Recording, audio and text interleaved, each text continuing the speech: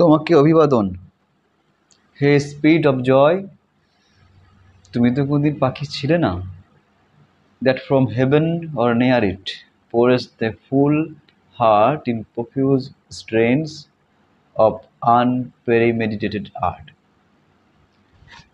তুমি আকাশের কোনো দূর থেকে বা খুব হেভেনের কাছ থেকে তুমি তোমার সম্পূর্ণ হৃদয় থেকে তুমি এই সুর এই জমিতে ঢেলে দিচ্ছ, এবং যেটা কিনা কমপ্লিটলি আনপ্রেমেডিটেটেড, মানে স্পন্টানিয়াস, মানে তোমাকে খুব কষ্ট করতে হচ্ছে না এই গানটা গাওয়ার জন্য। Higher still and higher from the earth you spring guest.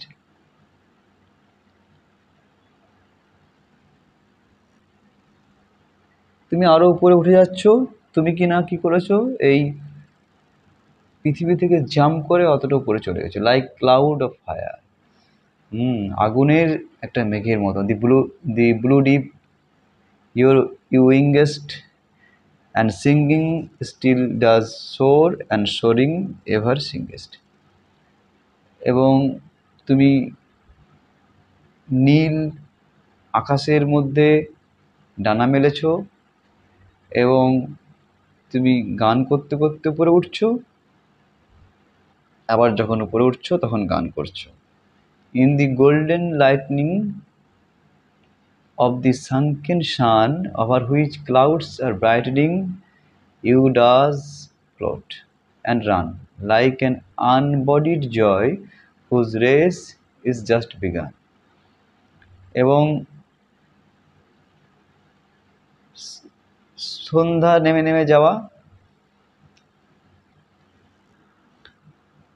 এরকম একটা পরিবেশে ঠিক সোনালি আলোয় over which clouds are brightening, যেরকম একটা সময় রোদের রোদের ছটা মেঘের উপরেও পড়েছে। You does float and run, তুমি সেই সময় ভেসে বেড়াচ্ছ এবং চলে বেড়াচ্ছ, like an unbodied joy whose race is just begun, মানে এবং তোমার জয়টা, তোমার আনন্দটা মনে হচ্ছে না কোনো একটা কোনো ফিজিক্যাল বা বডিড, এটা মনে হচ্ছে না, যারা কি তোমার এখানে স্পিডের কথা বলা হচ্ছে, একটা ক্ষমতা, একটা পাওয়ার, যার রেসটা জাস্ট আর কি শুরু হয়েছে। The pale purple even melts around the flight like star of heaven in the broad daylight, you are unseen but yet I hear the shrill day light.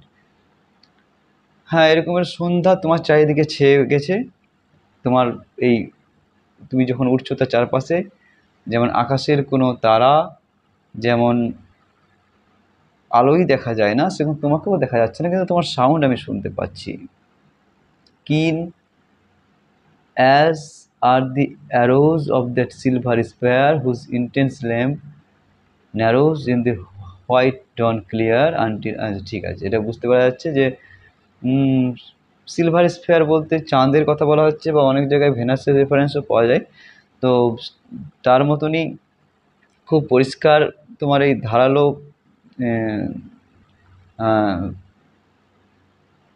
ধারালো যে লুক আর কি,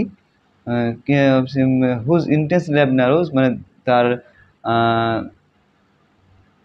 আস্তে আস্তে তার খুব আলোটা কমে আসে, এবং ভোরের সঙ্গে সঙ্গে যেটা সরে যায়, তারপর আমরা তাকে আর দেখতে পাই না, কিন্তু সে তো সেখানে আছে। সেরকমই তুমি নিজেকে প্রেজেন্ট করছো এই মুহূর্তে। All the earth and air with thy voice is loud as when night is bare from one lonely cloud the moon rains out her beams and heaven is overflowed। লাইনগুলো ছোট ছোট এবং স্ট্যাঞ্জাটাও খুব ছোট, কিন্তু খুব জটিল, মানে জটিল ভাবনা চিন্তা নিয়ে এগুলো লেখা হয়েছে। এবং প্রত্যেকটা লাইন এবং প্রত্যেকটা প্যারারই অনেক সময় দু তিন রকম মানেও হয়ে যাবে, কিন্তু আমাদেরকে কিছু একটা বুঝে সেটাকে মানে করতে হবে। All the earth and air with the voice is loud, তোমার আওয়াজে গোটা পৃথিবী পরিপূর্ণ। As where night is bear, এবং যখন অনেক অনেক খালি রাত্রে, ফাঁকা সময়ে, যখন একটা মেঘের পাশ দিয়ে যখন যেমন করে চাঁদের আলো চারিদিকে ছড়িয়ে পড়ে এবং গোটা আকাশটা ওভারফ্লো হয়ে যায়, সেরকমই তোমার সাউন্ডে আমরা আমাদের এই চারিদিকটা ভরে যাচ্ছে। What you are we know not what is most like thee. আমরা কিন্তু জানি না তুমি কি এবং তোমার মতন দেখতে কোন জিনিসগুলি। এটার পরেই from rainbow clouds the flow not drops so bright, from rainbow clouds there flow not drops so bright to see as from thy presence showers a rain of melody। জানি না যে তোমার আগের লাইনে কি পড়লাম, জানি না তোমার সঙ্গে কারকে তুলনা করা যাবে। তোমার তো রেনবো ক্লাউডস থেকে যখন যে আলোটা আমরা পাই, দে ফ্লো, এত সুন্দর আলোও পায় না যতটা তোমার এই গলার সুর। এরপরে লাইক দিয়ে মানে খুব কম্প্যারিজন চলে আসছে লাইক দিয়ে আস দিয়ে, যেগুলো আর কি এখানে কবি বোঝানোর চেষ্টা করছেন যে আমি স্কাইলারকে ঠিক কেমনভাবে বুঝছি। Like a poet hidden in the in the light of thought singing hymns unbidden. আচ্ছা, এবং কখনো কখনো মনে হচ্ছে তুমি হচ্ছ সেরকম একটা কবির মতন যে নিজেকে লাইট অফ থট, মানে কবি তো সবসময় ভাবনা চিন্তাশীলই হয়। তো সিঙ্গিং হাইমস আনবিডেন, হাইমস মানে ত্রস্ত বা কারোর সম্বন্ধে লেখা কোনো line. Till the world is the hymns unbidden, যে খুব একটা এক্সপেক্টেড লাইন নয়। আনবিডেন যেগুলো আর কি খুব একটা আশা করা যায় না, সেরকম ধরনের আর কি, যেটার ব্যাপারে কেউ ভাবেনি চায়নি, সেরকম ধরনের কোনো লেখা কোনো লাইন নিয়ে কবি ব্যস্ত। এই জায়গাগুলো খুব জটিল কিন্তু। Till the world is rod, যতক্ষণ পর্যন্ত না এই পৃথিবীটা পরিপূর্ণ হয়ে যাচ্ছে বা এইরকম জায়গায় যে একটু sympathy with hopes and fears is hidden. এখানে দুটো মানে হতে পারে। এক হচ্ছে কবি এখানে যে লেখাগুলো লিখছেন, সেই লেখাগুলো ওর মধ্যে ততক্ষণ অবধি তিনি লিখে যাচ্ছেন যতক্ষণ পর্যন্ত না পৃথিবীর লোক তার কবিতার মধ্য থেকে সেই দুঃখগুলোকে বুঝতে পারছে, তার হোপ, আশা, প্রত্যাশা, ভয়গুলো যেটা সম্বন্ধে কবি নিজেই কিন্তু সচেতন নয়।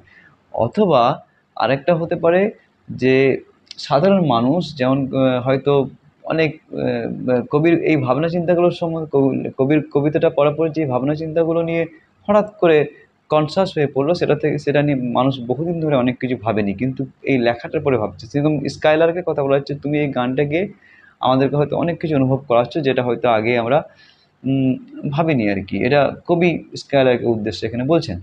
Like a high born maiden in a palace tower. আচ্ছা, ঠিক আছে। Soothing her love laden soul in secret hour with music sweet as love which hour closer পাওয়ার।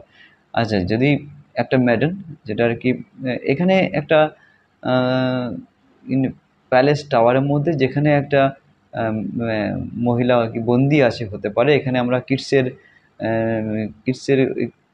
শেষ দিকের প্যারার যে অংশগুলো পাই, সেরকম একটা এখানে আমরা অনুভব করছি ওরকম ধরনের feeling. Soothing her love laden soul in secret hour, যেখানে